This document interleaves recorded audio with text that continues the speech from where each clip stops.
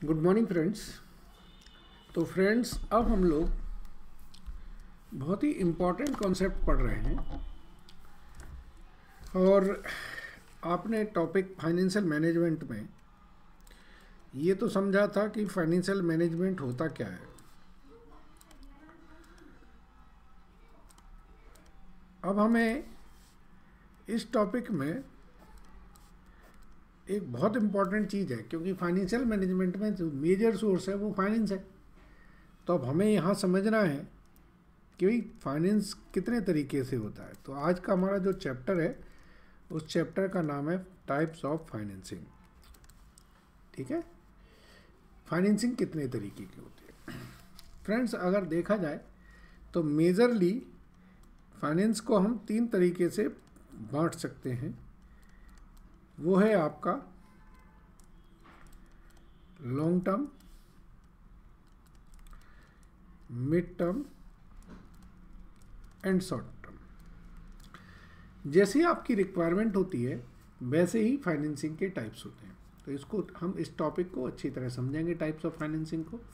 International financing क्या होती है, ठीक है, और नॉन मतलब ट्रेडिशनल के अलावा और कौन कौन से तरीके हैं फाइनेंसिंग करने के, हम आज सारे टॉपिक को समझेंगे। ठीक है, एक एक करके पढ़ते हैं। थियोटिकल क्लास है तो प्लीज़ बियर विद अस, थोड़ा ध्यान से पेशेंस से रखिए। Thank you very much. चलिए, पहला टॉपिक है हमारा financial needs and source of finance. तो जैसे मैंने बताया आपकी नीड कैसी है। अगर आपकी लॉन्ग टर्म नीड है तो आपको फिर लॉन्ग टर्म फाइनेंस चाहिए, शॉर्ट टर्म नीड है तो शॉर्ट टर्म फाइनेंस चाहिए, और मिड टर्म नीड है तो मिड टर्म फाइनेंस चाहिए। पढ़ते हैं एक बार। Business enterprises needs fund to meet their different types of requirement. All the financial needs of a business may be grouped into 3 categories. Number 1, long terms. Such needs generally refers to those requirement of funds which are of a period exceeding 5 to 10 years. जैसे कि कोई plant and machinery है, land and building है, factory खड़ी करनी है, तो ये सारी आपकी लॉन्ग टर्म नीड्स है। मिड टर्म्स नीड्स में जो 1 ईयर से 5 ईयर्स के बीच में होती हैं वो मिड टर्म्स हैं, और 1 ईयर तक की जो नीड्स हैं वो आपकी शॉर्ट टर्म है। सो बेसिक प्रिंसिपल ये है कि अगर आपको लॉन्ग टर्म फंड्स की नीड्स है तो आप लॉन्ग टर्म सोर्स से जनरेट करिए, और शॉर्ट टर्म फंड्स की नीड है तो शॉर्ट टर्म फंड्स से जनरेट करिए। तो basic principle for meeting the short term financial needs of a concern is that such needs should be met from the short term resources, medium term financial need from mid term resources and long term from long term resources. तो ये उन्होंने दिया है कि purpose क्या है। अगर हम कोई नॉन करेंट एसेट्स बना रहे हैं तो इक्विटी या लॉन्ग टर्म लोन ले लीजिए, ठीक है। अगर आप करंट एसेट्स में ले रहे हैं तो आप शॉर्ट टर्म लोन ले लीजिए, और नॉन करंट एसेट्स में भी आप शॉर्ट टर्म लोन ले सकते हैं, ठीक है जी। अब इन्होंने बताया beside the stage of development of business, nature of business which also decide the types of borrowing. Nature of business, तो अगर हमारी अर्ली स्टेज है तो बिजनेस की हाई अनसर्टेनिटी है and high to moderate uncertainty. Growth में moderate to low और stable में लो अनसर्टेनिटी है। जब स्टेबल बिजनेस में आ गए आप तो फिर आपका बिजनेस चलेगा नहीं चलेगा इस बात की कम अनसर्टेनिटी। यहाँ से हमने देखा इस सोर्स ऑफ फाइनेंस है। चलिए सोर्स ऑफ फाइनेंस में चलते हैं हम। तो ये हमारी नीड है। अब नीड के बाद हम बात करते हैं सोर्स की। सोर्स में हमारे 2 हैं, एक है इंटरनल और एक है एक्सटर्नल। इंटरनल मतलब जो पैसा हम खुद कमाएं उसको रख लें, ठीक है। और एक्सटर्नल में अब फिर हमारे पास 2 पार्ट आ जाते हैं। एक आता है शेयर कैपिटल और एक आता है लोन। शेयर कैपिटल में फिर हमारे 2 पार्ट आ जाते हैं, इक्विटी या प्रेफरेंस। लोन में हमारे लिए फिर आ जाता है कि भाई हमने कैसे लेना है। हम बैंक से लोन लेंगे,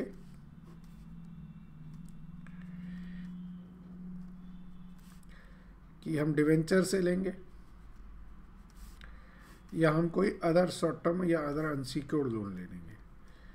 जो अपने फ्रेंड दोस्तों से लेते हैं वो अनसिक्योर्ड होता है। इंटरनल मेनली जो आप इनकम एक्रूअल है, रिटेन्ड अर्निंग है वो आपकी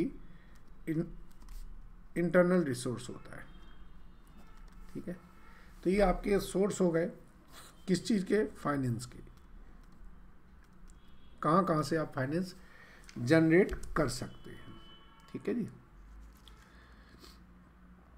अब इसके बाद फिर ये सोर्स ऑफ फाइनेंस को इन्होंने और डिटेल में कराया। जैसे लॉन्ग टर्म फाइनेंस है, तो लॉन्ग टर्म फाइनेंस में देखिए share capital, preference share capital, retain earning, debentures, loan from institution, loan from state financial corporation, loan from commercial bank, venture capital funding, asset securitization and international financing like euro issue और foreign currency loans.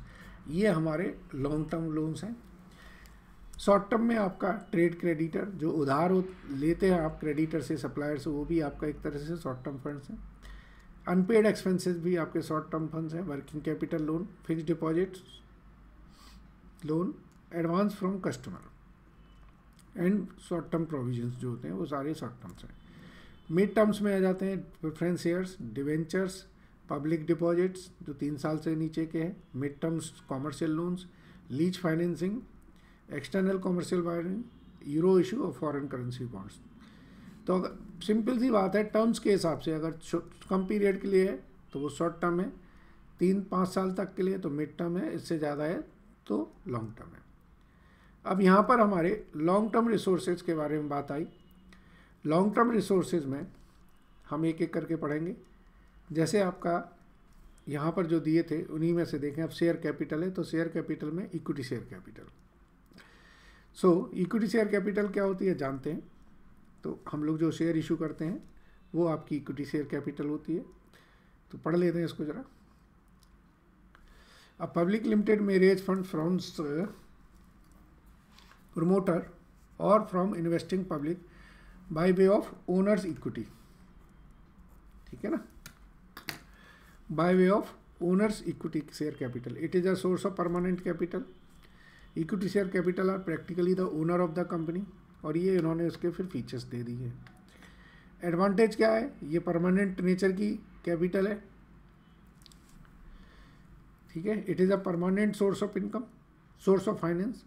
Since shares are not, equity shares redeemable नहीं होते, preference share redeemable होते हैं, equity shares नहीं होते हैं। तो जब तक कंपनी है तब तक इक्विटी शेयर्स हैं, ठीक है। Equity shares capital increases the company's financial base and thus help the borrowing powers, ठीक है ना। The company is not obliged legally to pay dividend, hence equity में मैंडेटरी नहीं होता। प्रेफरेंस शेयर में आपको डिविडेंड देना है, अगर वो क्यूमुलेटिव है तो हर साल देना ही देना है, ठीक है नहीं।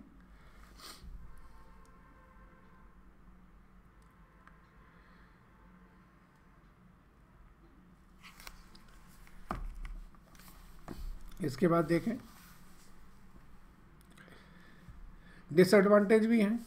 इक्विटी शेयर की कॉस्ट ऑफ कैपिटल ज़्यादा होती है एज़ कम्पेयर टू आपके प्रेफरेंस शेयर से, सॉरी डेट से, तो इसकी कॉस्ट ज़्यादा होती है। इन्वेस्टर फंड्स ऑर्डिनरी शेयर्स जो होते हैं वो रिस्की मानते हैं डिविडेंड के हिसाब से। Issue of equity shares reduce the EPS. जैसे हम इक्विटी शेयर इशू करते हैं तो नंबर ऑफ शेयर बढ़ जाते हैं, तो ईपीएस बढ़ जाती है, ईपीएस कम हो जाती है, ठीक है। तो ये हमारे बेसिकली इक्विटी शेयर्स हैं। अब प्रेफरेंस शेयर्स की, प्रेफरेंस शेयर क्या होते हैं तो क्या शेयर ही हैं, बट ये इक्विटी शेयर से इनका प्रेफरेंशियल राइट होता है रिपेमेंट के टाइम पर, ठीक है। अब प्रेफरेंस शेयर्स के टाइप्स देखें तो इतने तरीके के आपके टाइप्स होते हैं।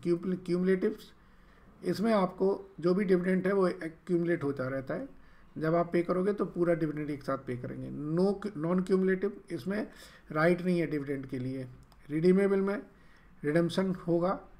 पार्टिसिपेटिंग में आप सरप्लस ऑफ फंड्स, जो फंड्स प्रॉफिट्स होंगे उसमें पार्टिसिपेट कर सकते हैं, ठीक है ना। कन्वर्टिबल में आपके पास शेयर्स को कन्वर्ट करने के लिए ऑप्शन रहता है कि आप इक्विटी शेयर्स में कन्वर्ट कर सकते हैं। एडवांटेज क्या है, इससे ईपीएस रिड्यूस नहीं हो सकती है, क्योंकि इक्विटी शेयर्स से ही ईपीएस कैलकुलेट की जा सकती है, ठीक है ना। लेवरेज एडवांटेज होता है क्योंकि ये फिक्स्ड वियरिंग चार्जेस होता है। आपको पता है लीवरेज जब हमने पढ़ा था तो फाइनेंशियल लीवरेज में ईबीआईटी अपॉन ईपीएस किया था हमने, ठीक है ना। ये डिफरेंसेस हैं equity shares and preference shares में। इक्विटी शेयर्स में कोई डिविडेंड मैंडेटरी नहीं है, बट प्रेफरेंस शेयर्स को पहले दिया जाएगा। डिविडेंड रेट फिक्स्ड होता है फिक्स प्रेफरेंस शेयर में, इक्विटी में चेंज होता रहता है, ठीक है। कन्वर्टेबल होते हैं, इक्विटी शेयर कन्वर्टेबल नहीं होते हैं, प्रेफरेंस शेयर हो सकते हैं। इक्विटी शेयर को वोटिंग राइट होता है, प्रेफरेंस शेयर को वोटिंग राइट नहीं होता है। रिटेन अर्निंग फ्रेंड्स, हमारी जो इनकम अर्न होती है, जो हम अपने पास रख लेते हैं, जो पैसा बांटते नहीं है डिविडेंड के फॉर्म में, वो हमारी रिटेन अर्निंग है। So that is also a long term resource, ठीक है। चलिए, debentures is a loan instrument जो आप एज अ 100 रुपये या 1000 रुपये का इशू करते हैं, just like as a loan. It has floating charges on all the asset. जब भी कंपनी लिक्विडेशंस में जाती है तो डिवेंचर्स को सबसे पहले पे किया जाएगा, सिक्योर डिवेंचर को सबसे पहले पे किया जाएगा। So loan can be raised from public by issue of debentures और bond by public limited company. Characteristic है, इनकी डिनोमिनेशन से होती है issued at on the basis of debenture trustee which list the terms and conditions होती हैं। Debenture या तो सिक्योर्ड होंगे या अनसिक्योर्ड होंगे।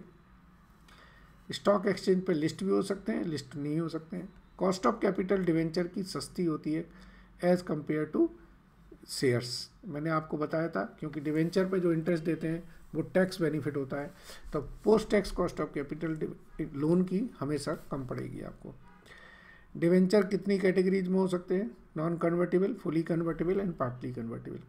कन्वर्टेबल का मतलब है वो डिवेंचर्स को हम शेयर में जब कन्वर्ट कर सकते हो,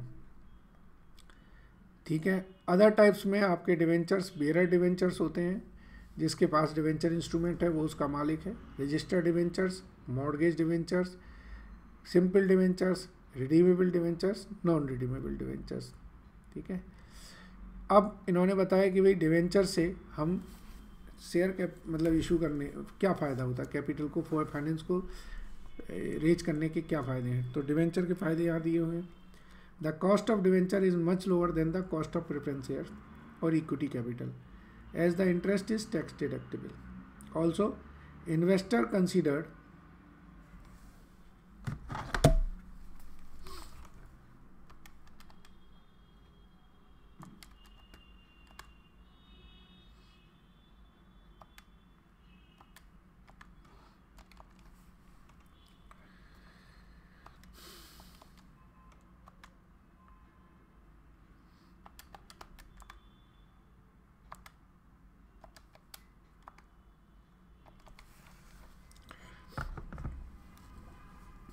also investor consider debenture investor safer than equity and preference, क्योंकि डिवेंचर्स को सबसे पहले पैसे किया जाएगा। Debenture financing does not result in dilution of control, क्योंकि लोन है तो ओनरशिप शेयर की इक्विटी के पास ही रहती है।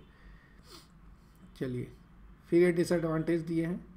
प्रेफरेंस शेयर और डिवेंचर्स में क्या डिफरेंस है यहाँ पर ये समझाया गया है, पढ़ते हैं। एक तो ओनरशिप, प्रेफरेंस शेयर कैपिटल में थोड़ी सी ओनरशिप होती है, डिवेंचर में कोई नहीं होती है। पेमेंट ऑफ डिविडेंड, डिवेंचर्स में इंटरेस्ट होता है, प्रेफरेंस शेयर्स में प्रेफरेंस डिविडेंड होता है, लेकिन वो इक्विटी के पहले उनका प्रेफरेंशियल राइट होता है। Nature, preference share are a hybrid form of financing with some characteristic of equity and some characteristic of debt. Debenture are instrument of raising long-term loans या long-term capital with a period of maturity. अब आते हैं हमारे bonds की। चलिए, bonds में इन्होंने, ये हमारा बहुत इंपॉर्टेंट टॉपिक है, ध्यान रखिएगा, लॉन्ग टर्म सोर्सेज में। चलिए हम लिख लेते हैं लॉन्ग टर्म सोर्सेज में जो हम पढ़ रहे हैं, जिससे आपको थोड़ा सा पता रहे।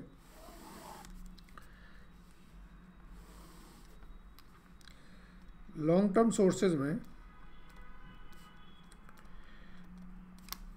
हमने आपको बताया एक इक्विटी, रिटेन्ड अर्निंग,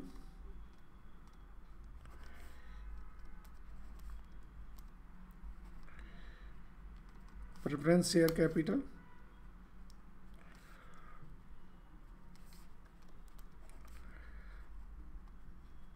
डिवेंचर्स। अब हम पढ़ रहे हैं बॉन्ड, ठीक है। बॉन्ड देखिए क्या होता है। बॉन्ड भी एक तरह से डिवेंचर ही होते हैं, बट थोड़े इंस्ट्रूमेंट अलग होते हैं, पढ़ते हैं। Bond the fixed income security created to raise funds. Bond can be raises through public issue और थ्रू प्राइवेट प्लेसमेंट। बॉन्ड इन्होंने बताया दो तरीके के होते हैं, एक कॉलेबल बॉन्ड, एक पुटेबल बॉन्ड। कॉल और पुट जो फॉरेन एक्सचेंज आपने थोड़ा बहुत पढ़ा है तो उससे आप समझ सकते हैं, अदरवाइज इससे समझाते हैं। Callable bond has a call option which gives the issuer, जो मैं इशू कर रहा हूँ, the right to redeem the bond before maturity at a pre determined price known as the call price. इसका मतलब अगर मैं बॉन्ड इशू कर रहा हूँ, सपोज कर लीजिए मैं आज 75 रुपीज़ में बॉन्ड इशू कर रहा हूँ, ठीक है, तो मेरे पास एक राइट है कि मैं उस 75 रुपीज़ में जो बॉन्ड है वो आने वाले पीरियड में 90 रुपये पे वापस खरीद सकता हूँ। तो देखिए, a callable bond has a call option which gives the right to redeem the bond before maturity. Puttable bond में क्या है, gives the investor a put option. अब यहाँ इन्वेस्टर को दिया है, वहाँ इशूअर को दिया है the right to sell back to the company before maturity. मतलब कॉलेबल ऑप्शन में, कॉल बॉन्ड में इशूअर को है और पुट ऑप्शन में इन्वेस्टर को है कि मैं मैच्योरिटी के पहले कंपनी को वापस दे सकता हूँ। ठीक है, चलिए ये अलग अलग तरीके के बॉन्ड्स हैं, इनको पढ़ते हैं एक एक करके। ठीक है, और इसमें भी थ्योरी काफ़ी आ जाती है। तो एक तो इन्होंने बोला है कॉलेबल बॉन्ड है। कॉलेबल बॉन्ड में राइट किसको मिला है, इशूअर को राइट मिला है। और दूसरा हमारा है पुटेबल बॉन्ड। पुटेबल बॉन्ड में हमें राइट किसको दिया है, इन्वेस्टर को राइट दिया है कि वो मैच्योरिटी के पहले आके बेच सकता है। ठीक है, चलिए अब हम पढ़ते हैं बॉन्डों के प्रकार, जिसमें नंबर 1 है फॉरेन बॉन्ड। तो अब हम पढ़ रहे हैं टाइप्स ऑफ बॉन्ड। ऐसा 4 नंबर के शॉर्ट नोट में कुछ भी पूछ सकते हैं। इसमें आपका सबसे पहले आया फॉरेन बॉन्ड। फॉरेन बॉन्ड में इन्होंने दिया है नंबर 1 FCCB। FCCB क्या है, foreign currency convertible bond. This bonds comes at a very low rate of interest. The advantage to the issuer is that issuer can get foreign currency at a very low cost. मतलब मैं foreign currency convertible bond issue करूँ तो मुझे foreign currency मिलेगी। The risk is that in the case the bond has to be redeemed on the date of maturity. The issuer has to make the payment at the time the issuer may not have the money. जिस date को दे दी FCCB कि उस दिन को maturity है तो उस दिन पेमेंट करनी पड़ेगी आपको, आप हट नहीं सकते। ठीक है ना। दूसरा है आपका plain vanilla bond.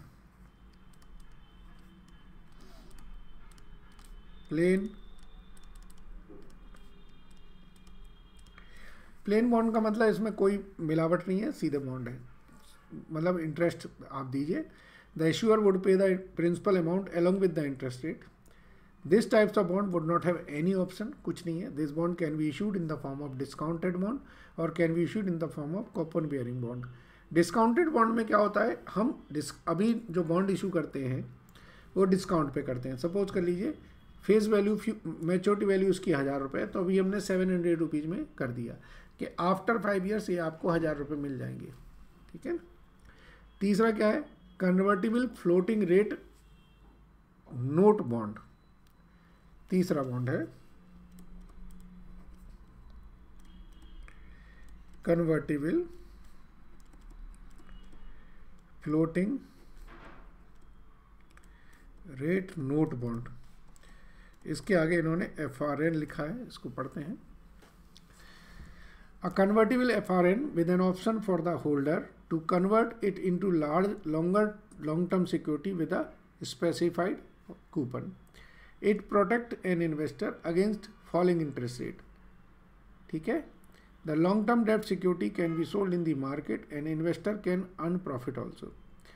Capital gain is not applicable on FRN. ये 4 फीचर्स इन्होंने दिए हैं आपके FRN के बारे में।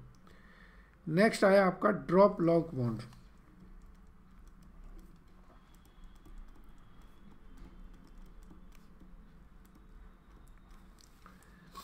चलिए अब ड्रॉप लॉक बॉन्ड में करें। a floating rate note with a normal floating rate bond would be automatically converted into fixed rate bond if interest rate falls below a predetermined level. जैसे आपका ऊपर नीचे हो रहा है, तो अगर उससे नीचे हो जाएगा तो ये ऑटोमेटिकली फिक्स रेट में कन्वर्ट हो जाएगा. The new fix rate stage till the drop lock bond reaches it's maturity. मतलब सपोज कर दीजिए कि इसमें एक रेट फिक्स हो गया, तो फिर मैच्योरिटी तक ये रेट फिक्स रहेगा. The difference between the convertible FRN and drop lock bond is that the former is long option hold structure and the latter one is short term structure. 3 और 4 same ही है. Concept यह है कि अगर आपका rate floating rate डले हुए हैं, लेकिन अगर एक पीरियड तक रेट ऑफ इंटरेस्ट कम होते जा रहे, एक पीरियड के बाद वो आपका फ्रीज हो जाएगा कि इतना इंटरेस्ट आपको मिलेगा ही मिलेगा. लेकिन कन्वर्टिबल FRN दिए जाते हैं लॉन्ग टर्म पर्पज़ के लिए एंड ड्रॉप लॉक दिए जाते हैं शॉर्ट टर्म पर्पज़ के लिए. ठीक है. अब आ गया वेरियस रेट डिमांड ऑब्लिगेशंस. 5वां जो बॉन्ड दिया इन्होंने, वेरियस रेट डिमांड ऑब्लिगेशंस. ठीक है, इसको देखें. A normal floating rate note with a nominal maturity, holder of FRN can sell the obligations back to the trustee at par और plus accrued interest. It gives the investor to an option to exit, so more liquid than normal FRN. मतलब variable rate है. इसका मतलब क्या है कि जब आपको लगे कि मुझे जाना है तो आप इशूअर के पास जाइए कि लीजिए ये अपना बॉन्ड लीजिए और मुझे पैसे दे दीजिए. ठीक है. अगला है यील्ड कर्व नोट. फ्रेंड्स, हम लोगों को ना, मैं आपको इसलिए बता रहा हूँ, वेरिएबल है ये, क्योंकि आप लोग थ्योरी पढ़ते नहीं हैं, और जब थ्योरी आप पढ़ते नहीं हैं तो आपको याद भी नहीं रहती. तो मेरी कोशिश है कि आप थोड़ा सा पढ़ लें, थोड़ा समझ लें, बाकी फिर आप कुछ ना कुछ लिख ही आएंगे. सो YCN क्या होता है? स्ट्रक्चर्ड डेब्ट सिक्योरिटी होती है. Yield increases when the prevailing rate decreases. Yield decreases when the prevailing rate increases. मतलब ये प्रोपोर्शनेटली है, रिवर्स है. अगर प्रिवेलिंग रेट मार्केट में डिक्रीज हो रहा है तो आपकी यील्ड इंक्रीज हो जाएगी. So this is to use to hedge the interest rate. This works like a inverse floater. ठीक है, ये इंटरेस्ट को हैज करने के लिए किया जाता है. 7 और 8 हम पढ़ेंगे अब. Yankee bond and euro bond. चलिए, सो 7 नंबर यांकी बॉन्ड. एक्चुअली ये उल्टे सीधे जो नाम होते हैं इनमें से ही एक पूछ लेते हैं. वो देखिए, बॉन्ड डॉलर में डिनोमिनेट होता है. Bond issued by non US bank and non US corporation, मतलब USA की कंपनी नहीं होगी. बॉन्ड इशू कहाँ होता है? अमेरिका में होता है. तो हमारे कल अमेरिका में जब नॉन US कंपनी या नॉन US बैंक इशू करेंगे तो वो बैंक यांकी बैंक कहलाएंगे. Bonds are to be registered in SEC. Bonds are issued in tranches. Time taken can be up to 14 week. And interest rate जो होता है वो dollar rate होता है, लाइबर रेट होता है. चलिए, यूरो बॉन्ड देखें. 8th number. Bond issued or traded in a country using a currency other than the one in which the bond is denominated. Friends को पढ़िए जरा. Bond issued using a currency other than the one in which the bond is denominated. This means the bond uses the certain currency but operate outside the jurisdiction of the central bank. अगर India में है तो India के बाहर वो bond operate करेगा, India में नहीं करेगा. Euro bond are issued by multinational corporations. For example, a Britain company में issued a bond in Germany denominated in USA. So it is important to note that the term has nothing to do with the euro. The prefix euro is used more generally to refer deposit outside the jurisdiction. अब आप euro से वो euro currency नहीं समझ लीजिएगा, बच्चे इसलिए confuse हो जाते हैं कि यूरो का मतलब यूरो में जो करेंसी में बॉन्ड इशू किए जाएंगे वो यूरो बॉन्ड हो जाएंगे। Now the next is samurai bond. कितने बढ़िया बढ़िया नाम बता रहे हैं ना। 8th हो गया हमारा यूरो बॉन्ड, 9th है सामुराई बॉन्ड। अब सामुराई तो आपको समझ में ही आ रहा है, जापान वगैरह का कुछ होना चाहिए। देखिए, C denominated in yen, issued in Tokyo, issuer होगा नॉन जापानीज कंपनी। मतलब अगर नॉन जापानीज कंपनी जापान में जाके इशू करेगी तो वो सामुराई बॉन्ड देगी। रेगुलेशन जापान के होंगे। Access of capital available in Japanese market. Issue proceeds can be use to fund Japanese opportunities. Issue proceed can be used to fund a company's local opportunities. It can also be used to hedge foreign exchange risk. So friends, अगर मैं Japan में कोई project कर रहा हूँ और मैं India की कंपनी हूँ तो मैं जापान में जाके सामुराई बॉन्ड इशू कर सकता हूँ वहाँ के प्रोजेक्ट को कंप्लीट करने के लिए। Now the next is bulldog bond. Bulldog bond सुने कभी नाम ये? तो इसलिए एक बार ज़रूर पढ़ लेना चाहिए इनको। इससे क्या होगा कि अब आपको मैं अभी समझा दे रहा हूँ तो उससे क्या होगा कि आपको कुछ तो याद रहेगा ही। जब कल के दिन एग्ज़ाम में आपके नोट्स वगैरह कुछ पूछ ले तो आप कहेंगे यह सुना तो था मैंने। सुना, बुलडॉग बॉन्ड क्या है? Denominated in bulldog pound sterling या GBP। इशू करते हैं पौंड पे, इशू करते हैं लंदन में। इशूअर कौन होगा? नॉन UK कंपनी होगी। तो जापान के केस में होगा तो वो सामुराई बॉन्ड हो जाएगा और ब्रिटेन के केस में होगा तो वो बुलडॉग बॉन्ड हो जाएगा। पर्पस दोनों का सेम ही है, ठीक है। ये फॉरेन बॉन्ड हो गए। अब हम इंडियन बॉन्ड्स की बात करते हैं, ठीक है। इंडियन बॉन्ड्स में आपके चाय मसाला बॉन्ड ये सब आ गए हैं। चलिए पढ़ते हैं।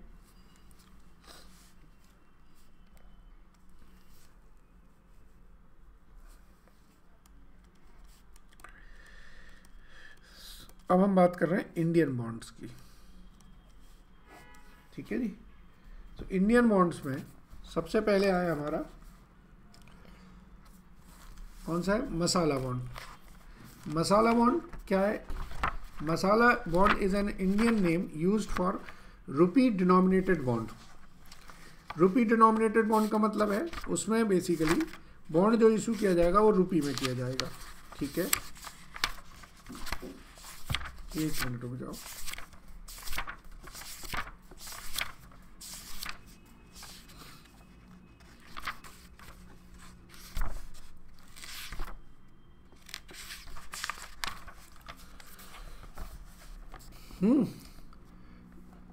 बॉन्ड किया जाएगा रुपी में।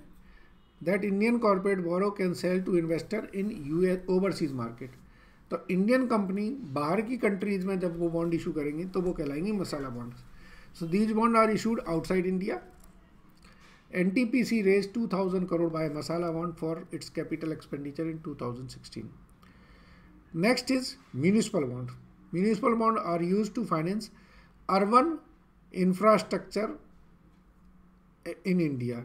So Ahmedabad Municipal Corporation issued a first historical municipal bond in India 100 crores from the capital market. ठीक है। So इसमें आ गया पहला एक मसाला बॉन्ड, इंडियन करेंसी में होगा, इशू होगा बाहर। दूसरा इन्होंने दिया म्यूनिसिपल बॉन्ड। तीसरा गवर्नमेंट या ट्रेजरी। ट्रेजरी तो आपने नाम सुना ही होगा, जो गवर्नमेंट इशू करती है उन्हें गवर्नमेंट बॉन्ड कहते हैं। So government bond are issued by government of India, reserve bank and any state government और एनी अदर गवर्नमेंट डिपार्टमेंट्स, ठीक है। इसके बाद ये फाइनेंशियल इंस्टीट्यूशंस के नाम हैं, जैसे IFCI 1918 में बनी थी, SFC state finance corporation, IDBI पहले ये इंस्टीट्यूशन था, अभी बाद में बैंक बना। फिर है NIDC national industrial development corporation. फिर है ICICI। अब ये जो ICICI बैंक आप देखते हैं ना, पहले ये एक फाइनेंशियल इंस्टीट्यूशन था, okay. LIC unit trust of India and industrial reconstruction bank of India. जो इंटरनेशनल फाइनेंशियल बैंक्स हैं, इंटरनेशनल फाइनेंशियल इंस्टीट्यूशंस हैं, वो आपके ये हैं, जिनमें आपका आ जाता है वर्ल्ड बैंक, जिसको हम IBRD भी कहते हैं, IFC भी कहते हैं, और ADB, एशियन डेवलपमेंट बैंक भी कहते हैं। ठीक है। सो फ्रेंड्स, हमने अभी समझा कि भाई कितने तरीके के सोर्सेज होते हैं, डिवेंचर्स एंड बॉन्ड। अब इसमें एक बहुत इंपॉर्टेंट सोर्स आ जाए, वो है बैंक का लोन। ठीक है। लॉन्ग टर्म में ही एक आपका आता है बैंक फाइनेंस, या बैंक से जो लोन लेते हैं आप लोग। बैंक किस किस को फाइनेंस करती है? तो बैंक तीनों तरीके से फाइनेंस कर सकती है। चल पढ़ते हैं। The primary role of commercial bank is to cater the short term requirement of the industry. However bank have started taking interest in long term financial of the industries. ठीक है। अब इसमें एक कंसेप्ट आता है bridge finance. So bridge finance आप लोगों ने पढ़ा है। ब्रिज फाइनेंस एक तरह से ब्रिज का काम करता है। जैसे सपोज कर लीजिए आप कोई प्रोजेक्ट है, चल पढ़ते हैं पहले से। So bridge finance, bridge finance refers to the loan taken by a company, normally from commercial banks, for a short term period because of the pending disbursement of loan sanctioned by financial institutions. Suppose करो मेरी financial institution ने 5,000 करोड़ का loan sanction कर दिया, लेकिन वो process में time बर्बाद हो रहा है अभी। ठीक है। कंसोर्शियम्स मीटिंग्स होनी है, टाइम लगेगा डिसबर्समेंट में, तो तब तक के लिए हम ब्रिज फाइनेंस कर देते हैं। वो सैंक्शन लेटर के बेसिस पर होगा। Though it is of a short-term nature, but since it is an important step in facilitation of long-term loan, therefore it is being discussed along with the long-term sources of funds. ठीक है। चलिए friends, तो ये अभी हम लोगों ने एक बेसिक समझा कि भाई सोर्सेज कितने तरीके के होते हैं फंड्स में। ठीक है। इंटरनल होते हैं, एक्सटर्नल होते हैं। उसके बेसिस पर लॉन्ग टर्म सोर्सेज के बारे में हमने स्टडी करी, जिसमें equity, preference share, retain earning, debentures, bond. फिर बॉन्ड में भी हमने आपको कई तरीके के जो बॉन्ड्स हैं उन्हें समझाया। ठीक है। और फिर इंडियन बॉन्ड्स पढ़े। चलिए नेक्स्ट क्लास में हम लोग venture capital finance, dept सिंडिकेशंस, dept सिक्योरिटाइजेशंस and lease वगैरह के कॉन्सेप्ट को पढ़ेंगे। Thank you very much.